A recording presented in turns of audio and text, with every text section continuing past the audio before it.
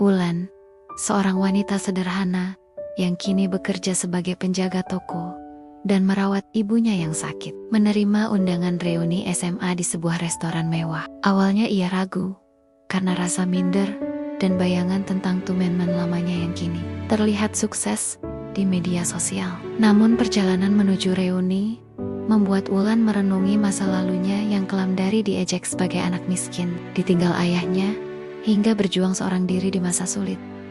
Namun ketika Wulan akhirnya menghadiri reuni, ia disambut bukan dengan tatapan merendahkan, melainkan pengakuan dan kejujuran yang mengejutkan. Banyak teman SMA yang tampak sukses ternyata menyimpan luka, tekanan, dan rasa lelah yang tak pernah mereka tunjukkan di media sosial. Icha, sang selebgram glamour, mengungkapkan tekanan mentalnya yang nyaris membuatnya kehilangan jati diri. Akhirnya, Wulan menyadari bahwa ia tidak kalah hebat. Ia mungkin tidak punya banyak, tapi ia kuat. Ia jujur, ia bertahan, dan keberaniannya untuk hadir di reuni itu adalah awal kemenangannya. Amplop putih itu tergeletak di meja kayu kecil di sudut ruang tamu. Warnanya biasa saja, tapi bagi Wulan, amplop itu seperti bom waktu. Isinya singkat, tapi cukup membuat dadanya berdebar tidak karuan sejak tadi pagi. Undangan reuni 15 tahun SMA Negeri 4, Sabtu 17,0 WIB. Restoran Amerta, Jalan Asia Afrika nomor X, Trescott. Casual elegant. Wulan membaca ulang tulisan itu untuk kelima kalinya. Matanya terpaku pada kata Restoran Amerta. Tempat itu terkenal di Bandung. Mewah, tempat orang-orang yang pakaiannya wangi, dompetnya tebal, dan hidupnya teratur. Bukan tempat buat orang sepertinya yang sampai hari ini masih bingung, beli gas 3 kilo atau bayar BPJS duluan. Ia menarik napas pelan. Di meja, ada setumpuk pakaian bersih yang belum sempat dilipat. Di dapur, ibunya yang sedang tidur, masih sesekali batu kecil dari balik tirai. Hidupnya sederhana, sangat jauh dari kata elegan. Sambil menyeduh kopi sachet di dapur, Wulan mencoba menenangkan hatinya. Ia sudah lama tidak mendengar kabar dari teman SMA. Beberapa masih terlihat lewat unggahan media sosial. Ada yang kerja di luar negeri, ada yang buka usaha fashion, ada yang menikah dengan pejabat. Semua tampak luar biasa. Sedangkan dirinya tak punya banyak yang bisa diceritakan. Sejak lulus SMA, ia tak melanjutkan kuliah. Ayahnya meninggal saat ia baru kelas 3. Dan ibunya langsung jatuh sakit beberapa bulan kemudian. Hidup berubah drastis. Sejak saat itu, hari-harinya dipenuhi tanggung jawab yang tidak pernah ia minta. Ia bekerja di toko sembako milik tetangganya, sekadar cukup untuk biaya makan dan beli obat ibu. Ia tak pernah iri, tapi ia juga tak pernah merasa cukup percaya diri. Ngapain juga datang ke reuni, pasti malu sendiri. Kalimat itu terus berputar di kepalanya, tapi ada bagian lain dalam dirinya yang berbisik. Kamu berhak hadir, Wulan. Kamu sudah cukup kuat untuk sampai sejauh ini. Wulan menatap cermin kecil di dinding. Wajahnya bulat, sedikit pucat, dengan lingkar mata yang tak bisa ia sembunyikan. Rambutnya diikat seadanya. Ia bukan perempuan yang mencolok, tapi ada keteduhan dalam matanya, kebijaksanaan yang tumbuh dari luka-luka yang ia rawat diam-diam selama bertahun-tahun. Ia mencoba tersenyum, kaku, tapi setidaknya itu senyum. Lalu pikirannya kembali melayang ke masa SMA. Ia ingat betapa seringnya ia merasa berbeda. Tidak seperti Icha dan Genia yang bawa tas branded ke sekolah. Tidak seperti Doni yang selalu naik motor sport. Wulan hanya naik angkot dengan bekal roti dan teh manis. Ia pernah sekali diejek karena sepatu bolongnya. Hari itu ia pulang sambil menahan tangis. Tapi ada juga kenangan hangat. Lili, sahabatnya, satu-satunya yang dulu selalu membelanya. Kemana ya Lili sekarang? Sore menjelang, matahari perlahan menyentuh ujung atap. Undangan itu masih di tempat yang sama. Tapi hati Wulan mulai berubah. Entah kenapa, ia merasa perlu datang. Bukan untuk pamer, bukan juga karena ingin diterima, tapi karena ia ingin melihat sejauh apa ia telah bertahan. Ia menatap jam dinding, pukul 15,42. Masih ada waktu 1 jam untuk bersiap. Tangannya meraih lemari pakaian. Ia menarik dress sederhana berwarna biru tua satu-satunya. Baju yang agak layak dipakai ke acara. Dibelinya 2 tahun lalu saat ada undangan pernikahan sepupu. Ia sempat ragu, tapi akhirnya ia meyakinkan diri. Nggak apa-apa, sederhana. Yang penting percaya diri. Ia tersenyum. Kali ini sedikit lebih tulus. Mungkin malam ini akan jadi malam yang ia ingat seumur hidup. Entah kenangan baik atau justru pelajaran penting. Dan dengan langkah pelan tapi pasti, Wulan mulai bersiap. Wulan berdiri lama di depan cermin. Dress biru tua yang dikenakannya tampak sederhana, dengan potongan lurus dan lengan 3/4. Bahannya tipis, tapi cukup sopan. Di bawah sinar matahari yang mulai lembut, baju itu memantulkan bayangan dirinya yang jarang ia perhatikan. Ia merapikan rambutnya pelan-pelan.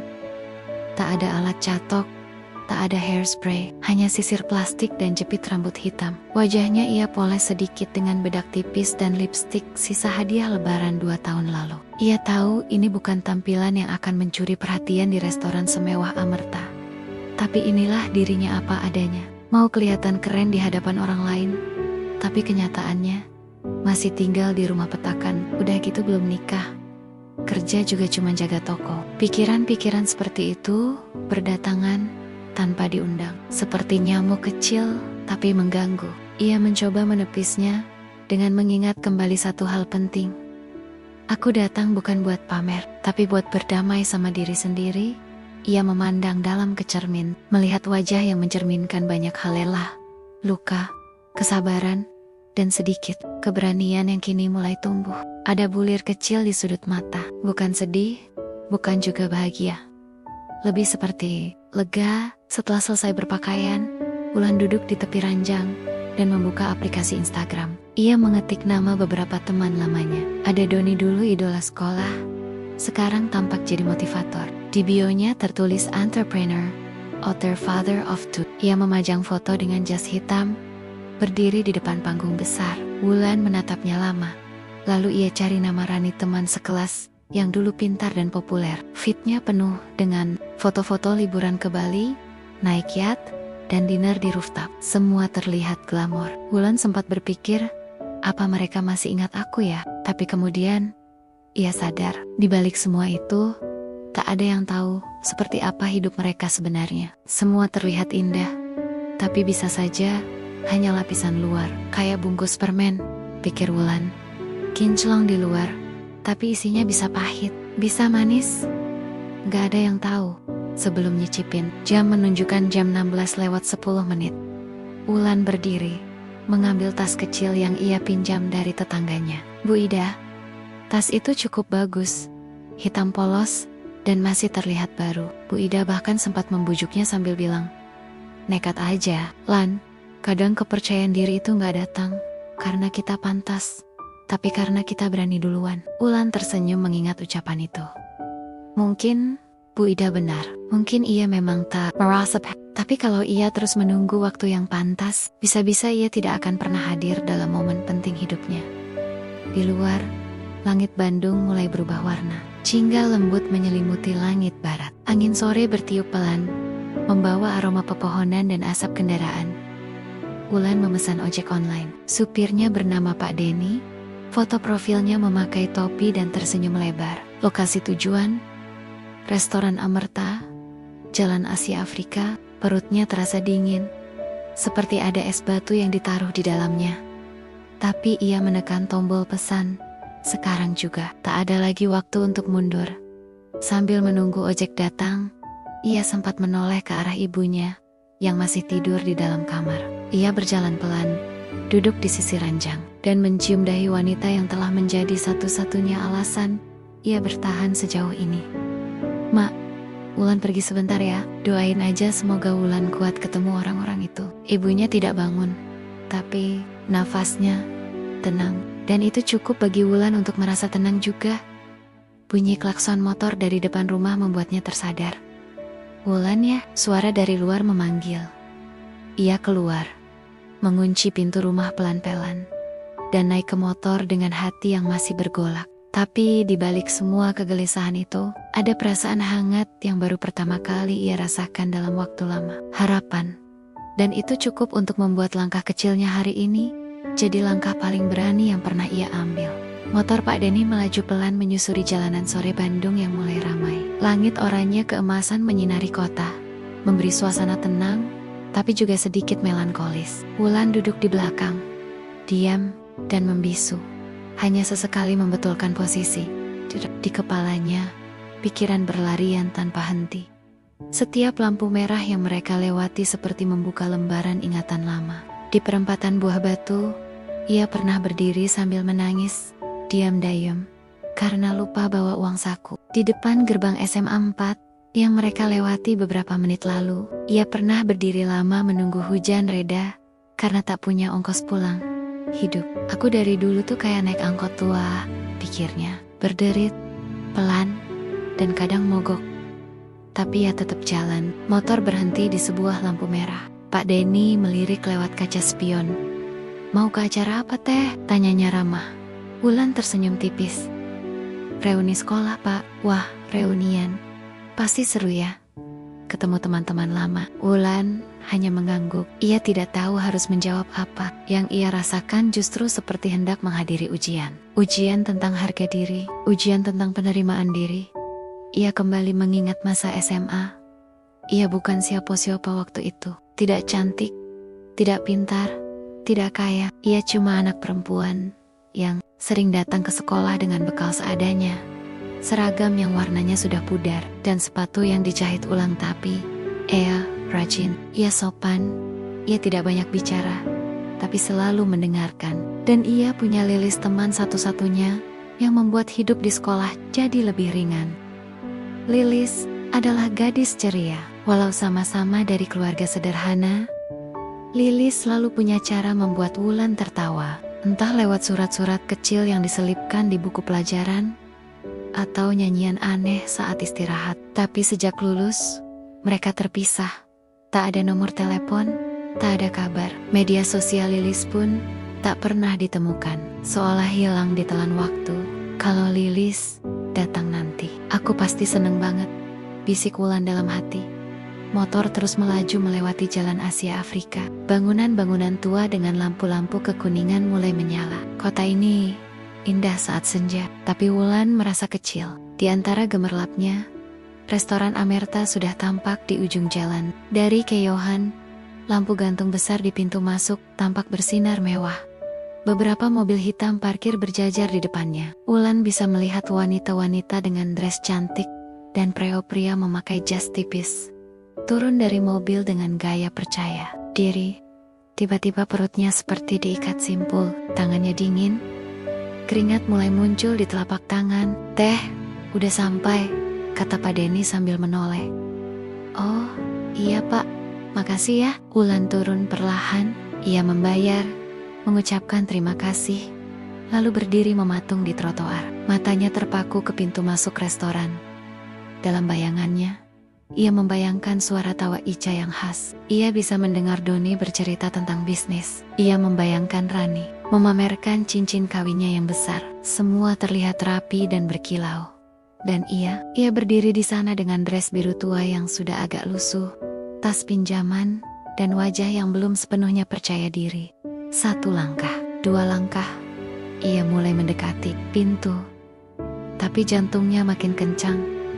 Wajahnya merona, keringat makin deras. Apa aku harus pulang aja?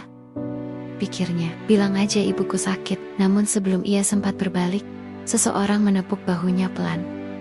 Wulan, ia menoleh. Seorang pria dengan rambut sedikit beruban dan senyum tulus berdiri di depannya. Kemejanya sederhana, tapi bersih dan rapi. Wulan mengenal wajah itu. Guru bahasa Indonesianya, Pak Hermawan. Wah, benar kamu Wulan ya? Masya Allah, saya hampir nggak ngenalin. Sudah lama ya nggak ketemu. Kamu sehat? Wulan tersenyum gugup. Alhamdulillah pak, sehat. Bapak juga ya sehat. Yuk, masuk bareng saya aja. Teman-teman udah banyak yang datang. Tanpa sadar, tangan Pak Hermawan yang menyentuh lengannya terasa seperti jangkar yang menahan Wulan agar tak kabur. Ada sesuatu yang hangat dan menenangkan dalam sikap gurunya itu. Dan dengan langkah pelan tapi mantap, Wulan masuk ke dalam restoran. Di dalam suasana penuh cahaya, musik pelan mengalun, aroma makanan mahal memenuhi udara. Ada balon-balon emas, tulisan besar bertuliskan Reuni 15 tahun, angkatan 2010, dan kilauan kamera di mana-mana. Wulan berdiri di depan ruangan itu. Sejenak mematung, dunia yang dulu hanya bisa ia lihat dari etalase, kini terbuka di hadapannya. Tapi kali ini, ia bukan lagi gadis SMA yang takut dicemooh. Ia adalah Wulan yang telah bertahan, dan malam ini baru saja dimulai. Langkah Wulan terasa berat saat menapaki lantai restoran yang berkilau seperti cermin. Suara sepatu hak tinggi, gelak tawa, dan alunan musik jazz membuatnya merasa seperti masuk ke dunia yang bukan miliknya. Aroma parfum mahal dan wangi makanan mewah bercampur di udara, seolah menjadi pengingat keras. Kamu bukan bagian dari ini semua. Ia berjalan di belakang Pak Hermawan, yang menyapanya ramah kesana sini. Wulan nih, salah satu murid saya yang paling rajin dulu, ucap Pak Hermawan bangga pada seorang alumni pria. Wulan hanya tersenyum kikuk. Ia menunduk, mencoba menyesuaikan diri, tapi semakin masuk ke ruangan, langkahnya semakin ragu. Lampu gantung besar di tengah ruangan berkilau menyilaukan.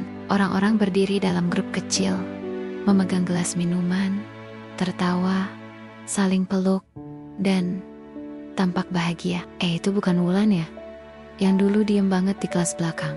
Iya bener, masih kayak dulu ya. Bisik-bisik halus mulai terasa, walau tak selalu terdengar jelas. Tapi Wulan bisa menangkap getaran nada mereka. Setiap lirikan terasa seperti menilai, setiap senyum palsu seperti menusuk. Ia duduk di salah satu kursi di sudut ruangan, mengambil segelas air putih dari pelayan. Tangannya gemetar. Ia ingin pulang, tapi kakinya tak mampu bergerak. Beberapa saat kemudian, suara mikrofon terdengar. Assalamualaikum, teman-teman semua. Selamat datang di Reuni 15 tahun angkatan 2010 SMA Negeri 4 Bandung. Itu suara Ica.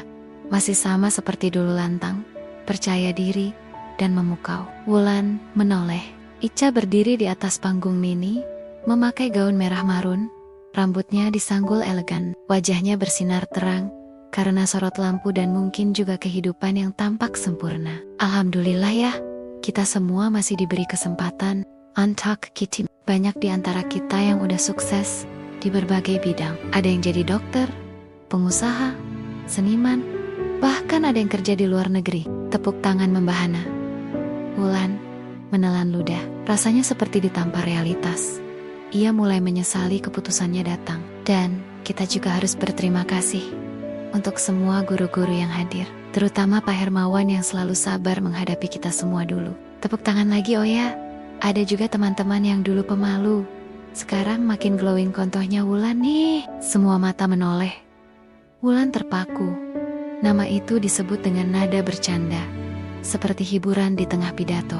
Beberapa tertawa kecil, beberapa mengangguk dan tersenyum. Tapi Wulan merasa seperti tersiram air dingin. Senyumnya kaku. Ia melambai pelan, lalu menunduk dalam-dalam. Ya Allah, kenapa sih aku datang? Bisiknya pelan, nyaris tak bersuara. Acara berlanjut, mulai disajikan. Tapi Wulan tak selera. Ia sibuk menahan diri agar tidak menangis. Ia merasa sendirian, seperti anak kecil yang tersesat di pesta orang dewasa. Beberapa orang mencoba menyapa. Rani sempat duduk sebentar di sebelahnya. Wulan ya, aku lihat kamu dari tadi. Gimana kabar? Baik, alhamdulillah. Kerja di mana sekarang?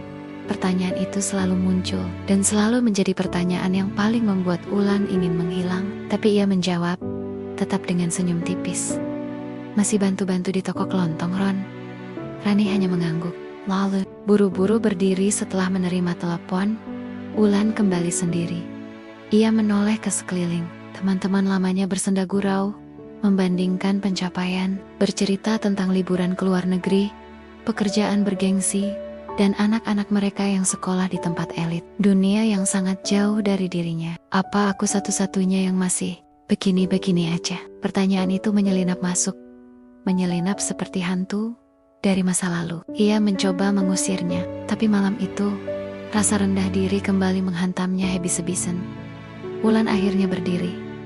Ia butuh udara. Ia keluar ke balkon restoran yang menghadap ke jalan raya. Lampu-lampu kota tampak seperti bintang yang tumpah ke bumi. Indah, tapi juga asing. Angin malam menyapu wajahnya. Matanya mulai basah. Di balik semua keberaniannya untuk datang, ternyata ia belum sepenuhnya siap. Bukan siap menghadapi orang lain, tapi menghadapi dirinya sendiri yang masih sering merasa kecil. Mungkin aku memang salah tempat, gumamnya. Tapi sebelum ia benar-benar menyerah dan pulang diam-diam, suara dari samping mengejutkannya. Wulan. Wulan menoleh. Matanya membelalak. Itu Lilis, dengan jilbab krem sederhana dan wajah yang sama seperti dulu, hangat, jujur, dan bersahabat. Ya Allah, beneran kamu? Lilis tersenyum lebar, memeluk Wulan erat. Aku cari kamu dari tadi. Aku kira kamu gak datang. Pelukan itu membuat Wulan runtuh. Tapi bukan dalam kesedihan. Justru untuk pertama kalinya malam itu, ia merasa pelukan Lilis seperti lembaran hangat yang membungkus hati Wulan yang hampir beku. Di tengah suasana mewah yang terasa dingin dan asing, hadirnya Lilis menjadi satu-satunya hal yang membuat Wulan merasa utuh kembali. Aku pikir kamu gak datang, kata Wulan, masih memeluk erat. Aku hampir batal, tapi kepikiran kamu. Aku bilang ke hati sendiri, kalau Wulan datang, aku gak boleh nyesel. Dan ternyata kamu datang juga. Lilis tersenyum dan matanya tampak berkaca-kaca. Mereka duduk berdua di bangku balkon, menikmati angin malam dan suara bising samar dari dalam ruangan. Sorot lampu jalan dari kejauhan membuat wajah mereka tampak hangat, tapi juga penuh luka yang belum sempat sembuh. Gimana hidup kamu, Lis? Rumit, jawab Lilis sambil tertawa kecil. Tapi siapa sih yang gak punya keruwetan? Wulan hanya mengangguk. Ia tahu itu bukan jawaban main-main. Di balik senyum Lilis, ada banyak yang tidak dikatakan. Kamu kelihatan tenang, Wulan. Tapi tadi aku lihat kamu duduk sendirian. Kamu baik-baik aja? Wulan menunduk. Gak tahu, Lis. Malam ini rasanya campur aduk. Aku merasa kayak orang asing. Kita semua kayak gitu, ujar Lilis pelan. Tapi lihat mereka. Ica, Doni, Rani, hidup mereka kelihatannya sempurna semua. Sukses, cantik, punya segalanya. Sementara aku masih di tempat yang sama kayak dulu. Lilis terdiam beberapa saat. Kemudian ia menoleh dan berkata, Wulan, kamu tahu nggak? Ica itu baru aja kena gangguan kecemasan berat. Dia sempat dirawat seminggu di rumah sakit karena tekanan kerja dan komentar netizen. Doni, bisnisnya kolaps pas pandemi. Sekarang dia lagi utang sana-sini untuk bangkit. Dan Rani, suaminya selingkuh. Dia kayak boneka di EG, tapi hancur di rumah. Wulan tercengang. Kamu serius? Aku dengar sendiri dari obrolan mereka di toilet waktu aku masuk. Mereka ngomongin hidup masing-masing, tanpa makeup. Punya masalah, Wul, semua. Keheningan menyelimuti mereka. Wulan memejamkan mata. Ada rasa getir yang datang. Bukan karena senang melihat orang lain jatuh, tapi karena akhirnya dia mengerti tidak ada hidup yang benar-benar sempurna. Semua orang sedang berjuang. Bedanya hanya pada apa yang mereka izinkan untuk terlihat. Kadang yang bikin kita merasa kecil bukan karena kita gagal, tapi karena kita percaya semua orang lebih bahagia dari kita, kata Lilis pelan. Wulan menatap sahabatnya. Kamu masih sama kayak dulu, punya cara bikin aku sadar akan hal-hal yang aku lupa. Lilis tertawa, lalu menggenggam tangan Wulan. Dulu kamu selalu bantu aku ngadepin bokap yang suka mabuk. Sekarang giliranku ngingetin kamu bahwa kamu itu kuat. Kamu tuh bukan gadis SMA yang malu-malu lagi. Wulan, kamu adalah Wulan yang udah bertahan sejauh ini. Air mata Wulan mengalir diam-diam.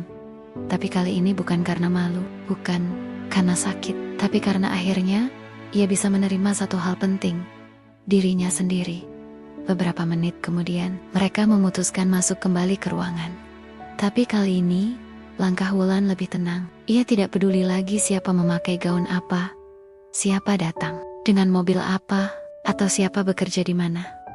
Ia berdiri di dekat panggung kecil, saat Ica memanggil seluruh alumni untuk berbagi cerita singkat. Siapa yang mau cerita soal perjalanan hidupnya sejak lulus? Hening sesaat yuk.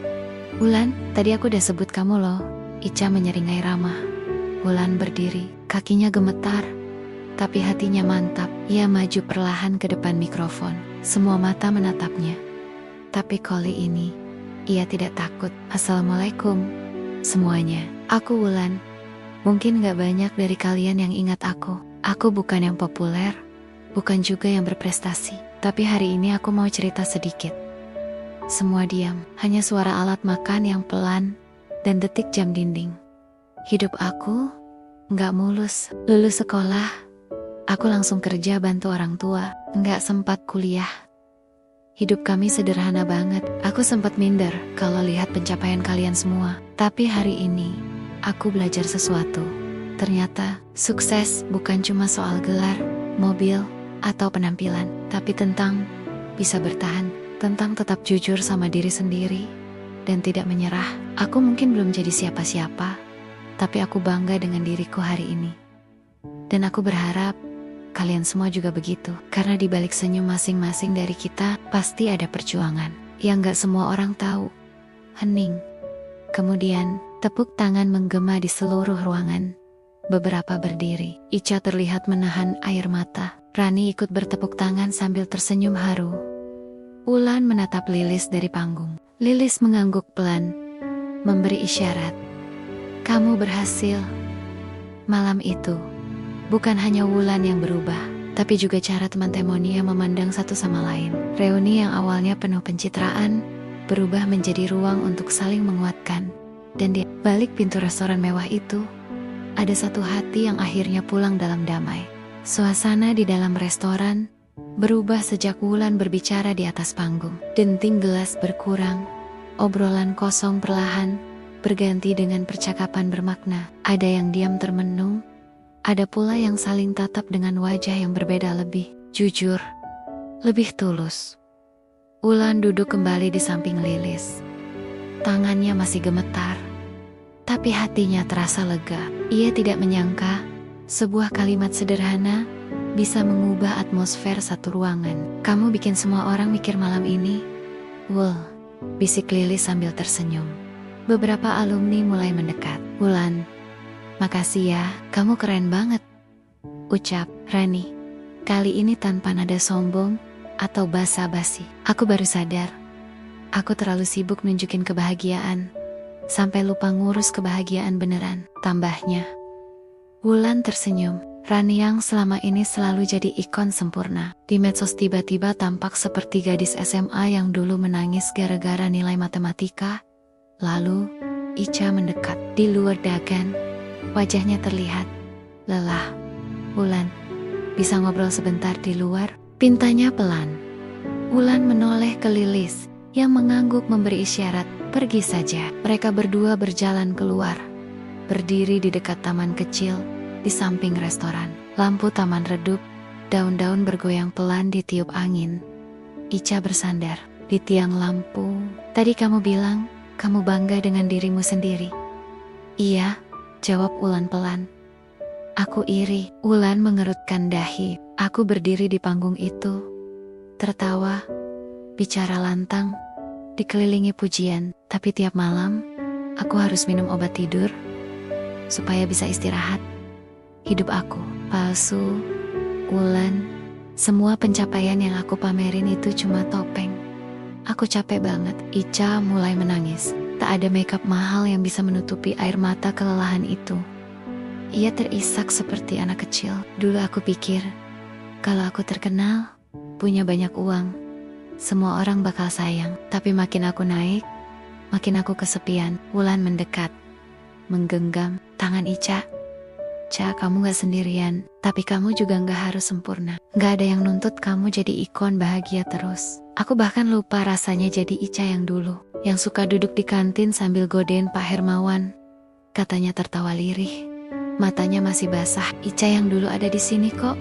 Wulan menepuk dada Ica pelan. Dia cuma lagi tertutup lampu sorot terlalu terang. Ica menatap Wulan lama. Makasih ya, kamu berubah, tapi juga tetap Wulan yang dulu. yang tulus. Mereka berpelukan, pelukan yang menyatukan dua dunia yang selama ini tampak berbeda, tapi ternyata punya luka yang sama. Keinginan untuk diterima. Saat mereka kembali ke dalam, suasana sudah lebih hangat. Musik masih mengalun, tapi kali ini tidak menenggelamkan. Para alumni mulai saling terbuka. Doni, yang biasanya bangga pamer bisnis, dengan jujur bercerita tentang usahanya yang bangkrut dan bagaimana ia sempat depresi. Beberapa teman lelaki memeluk bahunya sambil menyemangati. Rani akhirnya mengaku kalau ia dayam-dayam ikut terapi karena tekanan rumah tangga yang berat. Bahkan Pak Hermawan, guru mereka yang dihormati, ikut tertawa sambil mengaku bahwa gajinya sebagai pensiunan guru seringkali tidak cukup untuk bayar listrik tepat waktu. Reuni yang awalnya dipenuhi gengsi dan citra, berubah menjadi malam berbagi yang penuh empati. Dan semua bermula dari satu suara kecil yang akhirnya berani bicara. Menjelang akhir acara, mereka membuat sesi foto bersama. Tidak ada lagi persaingan siapa paling cantik atau paling kaya. Semua tertawa bebas. Wulan berdiri di tengah. Kali ini tanpa ragu. Lilis merangkul bahunya. Kita harus bikin reuni kayak gini tiap tahun. Tapi bukan buat pamer ya. Iya, buat ngobrol beneran. Kayak malam ini. Wulan tersenyum. Dalam hatinya, ia merasa pulang. Saat hendak pulang, Ica mendekatinya sekali lagi.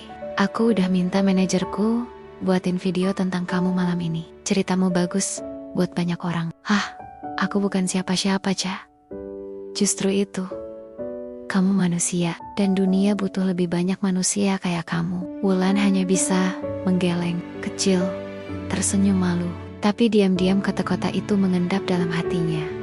Malam itu, ia pulang bukan dengan langkah malu-malu, tapi dengan kepala tegak. Ia sadar, yang ia bawa ke reuni bukanlah barang mewah atau gelar tinggi, tapi keberanian untuk jujur, dan itu jauh lebih berharga. Pagi itu, Wulan bangun lebih awal dari biasanya. Matahari belum naik sepenuhnya, tapi burung-burung sudah mulai bernyanyi di kejauhan. Rumahnya yang sederhana terasa begitu damai. Di dapur, aroma kopi hitam buatan sendiri menguar pelan. Di meja kayu kecil yang mulai usang, Wulan duduk sendiri, memandangi buku catatan yang biasanya hanya ia gunakan untuk belanja bulanan. Tapi pagi ini berbeda. Pagi ini, Wulan ingin menulis sesuatu yang belum pernah ia tulis seumur hidupnya. Surat untuk dirinya sendiri. Ia membuka halaman baru, menarik napas panjang, lalu mulai menulis.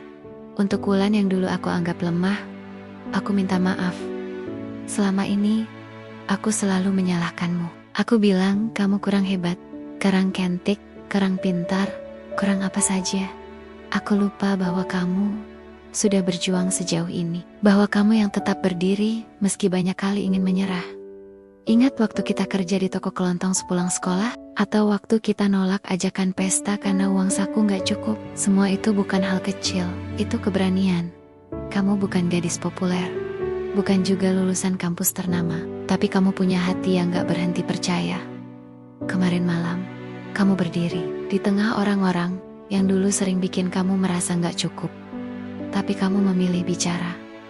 Kamu memilih jujur. Dan itu adalah kemenangan. Jadi mulai sekarang, kalau kamu lagi merasa kecil lagi, ingat, kamu sudah melewati lebih banyak badai daripada yang kamu sadari. Terima kasih ya. Sudah bertahan sejauh ini. Aku bangga padamu. Salam hangat, dirimu sendiri. Wulan berhenti menulis. Matanya basah. Tapi kali ini, bukan karena luka, tapi karena perasaan damai yang ia sendiri tidak tahu dari mana datangnya. Ia menatap cermin tua di samping dapur dan, untuk pertama kalinya, ia tersenyum pada pantulan dirinya sendiri. Hari-hari berikutnya berjalan biasa saja, tidak ada perubahan drastis. Ia masih bekerja di toko kecilnya, masih naik motor bebek tuanya ke pasar, dan masih menolak tawaran kredit barang dari tetangga. Tapi ada satu hal yang berbeda. Cara ia memandang hidup saat ada pelanggan yang merah karena telur pecah. Wulan tidak buru-buru merasa bersalah. Ia justru menenangkan si ibu dengan sabar dan menambahkan 2 butir telur sebagai ganti. Saat melihat unggahan media sosial teman-temannya yang memamerkan liburan ke luar negeri, ia tak lagi merasa minder. Ia tahu, setiap orang punya panggungnya, masing-masing, dan miliknya adalah halaman toko kecil dengan senyum pelanggan sebagai sorotan lampunya. 1 minggu setelah reuni, Lilis mengirim pesan, "Lis, Wul, videomu waktu reuni viral. Udah ratusan ribu yang nonton di YouTube Naya Ica Wul." "Hah? Serius, Lis?" "Ya." Banyak yang nulis di komentar, katanya mereka relate banget. "Kamu jadi inspirasi orang banyak, Wul. Aku gak nyangka, padahal cuma ngomong dari hati." "Lis, justru itu yang bikin kena." Wulan membuka YouTube dan melihat sendiri videonya. Judulnya, "Wanita sederhana ini menginspirasi reuni sekolah dengan kejujurannya." Komentarnya penuh dengan kalimat-kalimat haru dan terima kasih dari orang-orang yang tidak ia kenal. Satu komentar paling membuatnya terdiam. "Aku udah lama ngerasa hidupku gagal, tapi dengerin Wulan, aku jadi inget bahwa bertahan pun adalah bentuk keberhasilan. Terima kasih Mbak Wulan." Wulan memeluk dada sendiri. Ia tidak tahu harus berkata apa, kecuali satu hal dalam hati. "Tuhan, terima kasih karena Engkau tetap bersamaku.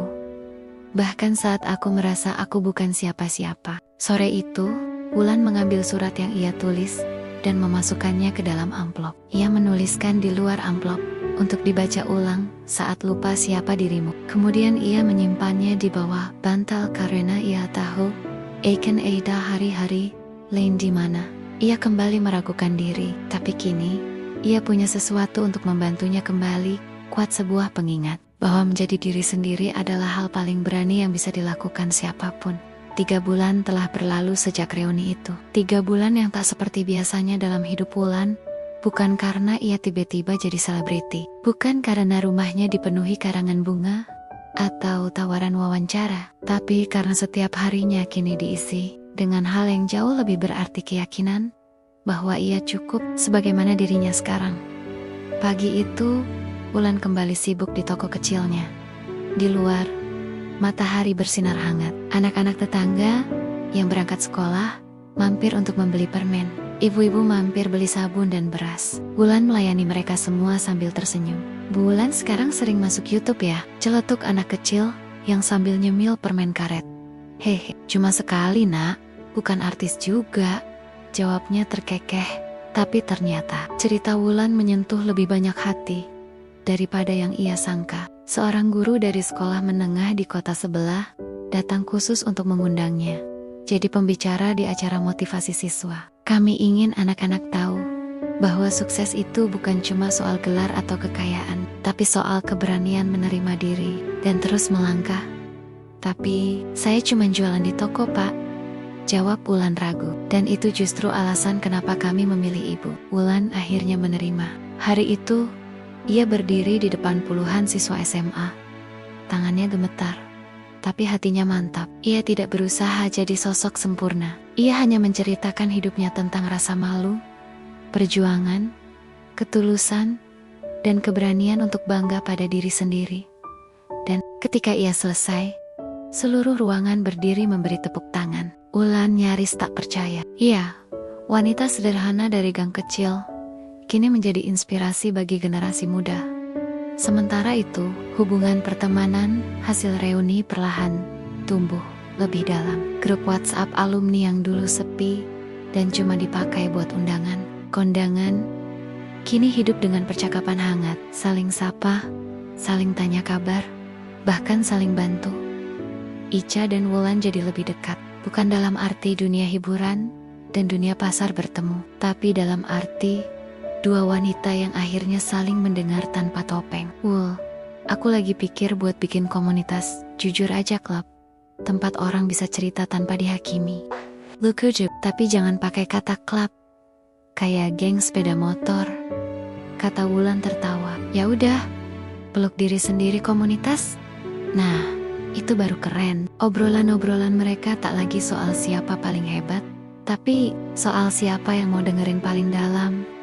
Suatu malam, Wulan duduk di depan cermin. Ia menatap wajahnya yang tanpa makeup mahal, tapi memancarkan ketenangan.